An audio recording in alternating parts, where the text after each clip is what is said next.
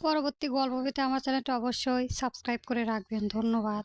সালমা বেগম নীলাকে সাথে করে নিজের ঘরের দিকে যাওয়ার জন্য উঠতেই অভি শক্ত গলায় বলল, খালা, আমি চাই নীলাকে এখান থেকে নিয়ে যেতে। ও এখানে থাকতে অপমানিত হবে আরো, আর মানসিকভাবে দুর্বল হয়েও পড়বে। নীলা ধীরে ধীরে ভিজে গলায় বলল, না ভাইয়া, আমি এখানেই থাকবো। আমিও এর শেষ দেখে ছাড়বো। দেখি ওই রিত খান কতটা অপমান করতে পারে আমাকে। ও একদিন হলেও আমার জন্য চোখের জল ফেলবে। আমি প্রমাণ করে ছাড়বো যে আমায় ভালোবাসা মিথ্যে ছিল না। বনুরে বুঝতে পারছি না কেন ও এখন আর তোর নেই। ভাইয়া এক, আল্লাহ তো আছে, ভাগ্যে থাকলে পাবো একদিন তাকে ইনশাল্লাহ। আমার ভালোবাসা যদি মিথ্যে হয় তাহলে আমার যেন মরণ হয়। অভি কিছু বলার মতো ভাষা খুঁজে পাচ্ছে না। নীলাকে বুঝবে যে হৃদের বিয়ে হয়ে গেছে, সে এখন আর চাইলেও অন্য কারো জীবনে যেতে পারবে না সেটা।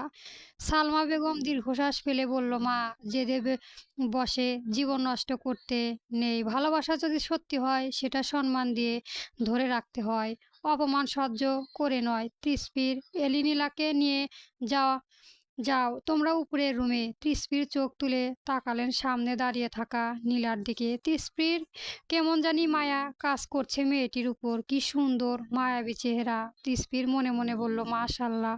তৃষ্পিরকে নাড়াতে না দেখে রুহি বলল, কিরে তৃষ্পির, চল, চলো নীলা আপুকে আমার রুমে নিয়ে যায়। হুম, চলো। এলি এক হাত ধরে আছে, অন্য হাত তৃষ্পির ধরতে গেলে নীলা ছাড়িয়ে নিল। ঠিক আছে, আমি একাই যেতে পারবো, চলো। তৃষ্পির খুব ভালোভাবে বুঝতে পারলো যে তাকে ইগনোর করা হলো তার। তবে সে আর কিছু বলল না। তাদের পিছু সিঁড়ি বেয়ে উঠতে লাগলো। হৃদ বাড়িতে আসলো রাত প্রায় 12:30টার দিকে। ড্রয়িং রুমে ঢুকতেই দেখতে পেল তার মায়ের কোলে মাথা দিয়ে তার পিচ্চি বউটা শুয়ে আছে সোফায়। কারো উপস্থিতিতে বুঝতে পেরে সালমা খান তাকালেন দরজার দিকে।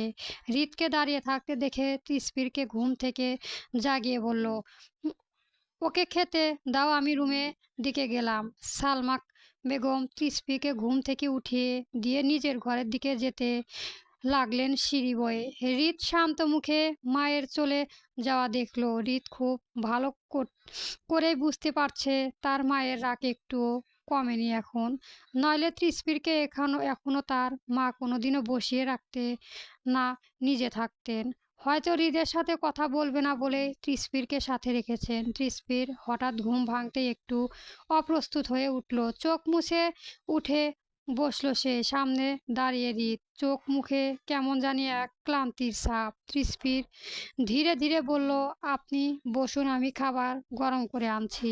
হৃদ কিছু না বলে ড্রয়িং টেবিলে গিয়ে বসলো। তৃষ্পির খাবার পরিবেশন করতে করতে লক্ষ্য করলো আজ হৃদ খুব চুপচাপ। হৃদ চরম চামচ হাতে নিয়েও রেখে দিল। হৃদের এমন ব্যবহার দেখে তৃষ্পির বলল, খাবেন না? হৃদ চেয়ার ছেড়ে উঠতে উঠতে বলল, না, ক্ষুধা নেই। তৃষ্পির এবার একটু শক্ত গলায় বলল, সারাদিন তো কিছুই খাননি জানি।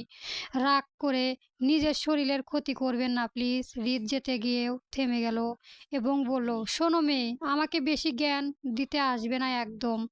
আমি এসব ভালো আমার এসব ভালো লাগে না। তৃষ্পির এবার একটু জোরেই বলল, জ্ঞান কোথায় দিলাম? আপনার ভালোর জন্যই তো বললাম নাকি। আমার ভালো কাউকে দেখতে হবে না এত। নিজের কথা থাকলে কারো গিয়ে না হলে ঘুমাও গা। অল্প একটু তো খেয়ে যান না, না হলে শরীর খারাপ করবে তো। রিত এবার একটু ধমক দিয়েই বলল, এই মেয়ে, তুমি শুনতে পাও পাও না? বললাম তো খাবো না। তা তৃষ্পির, ওকে বলে দাও এই বাড়িতে কেউ রাতে খাবার না খেয়ে থাকে না। তা সালমা খান সিঁড়ি উপর থেকে কথাটা বলল। হৃদ মায়ের কথা শুনে তারা গলায় বলল, যিনি বলেছেন কথাটা তিনি যেন নিজেও এসে খেয়ে নেন আর আমাকেও খাবার পরিবেশন করে দেয় দয়া করে, তাহলেই আমি খাবো।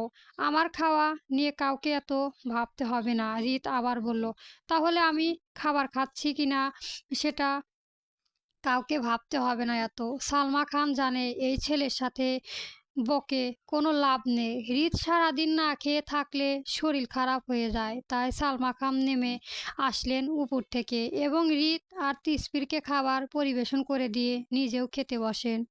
তৃষ্পির বসো, তুমিও খেয়ে নাও একসাথে। মাকে টেবিলে বসতে দেখে হৃদ মুচকি হাসলো। হৃদের হাসি দেখে সালমা খানও মুচকি হাসলেন।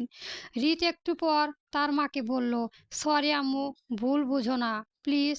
তখন রাগের মাথায় ওসব বলে দিয়েছি, বাদ দেও উম, এসব, যা হওয়ার হয়ে গেছে। সরি তো আম্মু, এই দেখো কাল কান ধরছি, তবুও প্লিজ রাগ করে না থেকে। ঠিক আছে। তৃষ্পির শুধু চেয়ে চেয়ে মা ছেলের অভিমান দেখছে। একটু পর হৃদের কানে ফিসফিস করে বলল, আচ্ছা আপনি জানেন কিভাবে যে মা না খেয়ে আছে তা? মাটা কার আগে, আমার নাকি তোমার? অবশ্যই আপনার। তাহলে নিশ্চয় এই 17 বছর বয়সে মায়ের সম্পর্ক সব কিছু জানবো আমি, তাই নাকি? হুম, তা ঠিক। তাহলে আর গাধার মতো জিজ্ঞেস করছো কেন? গল্প এমপি সাহেবের বেয়াদব বউ, পর্ব 6 চলবে।